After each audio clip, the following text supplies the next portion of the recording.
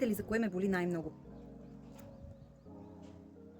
Най-много ме боли, че има толкова кадърни жени в България, с които аз говоря и виждам техния потенциал и колко много пари могат да печелят, но те отказват възможността само защото се чувстват несигурни, че ще се впуснат в нещо ново, смятат, че няма да се справят и смятат, че това не е за тях. Питам се аз, как ти ще прецениш и ще решиш, че нещо не е за теб, без да си опитал, без да си се впуснал в това нещо? Аз наистина не разбирам. И се чудя как много хора си пропиляват възможностите и шансовете около себе си, само защото имат страхове. Но това е нещо нормално. Да имаме страх от нещо е човешко и нормално. И всеки един човек, който е станал успешен, той също имал страхове. Така че, мили момичета, не позволявайте на страховете да ви спират да правите действия в посока да подобрявате живота си.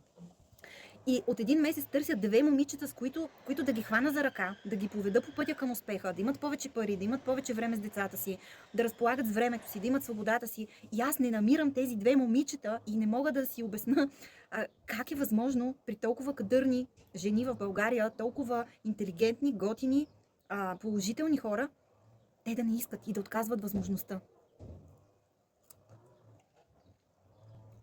И да, знам сега, повечето ще ми кажете, те отказват, защото тия вашите схеми там.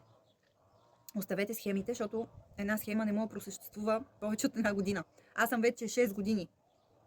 Така че, ако има жени, които ще гледат това видео, моля ви се, свържете се с мен. Търся ви. Сериозни, амбициозни, искат, въпреки страховете си, искат да опитат.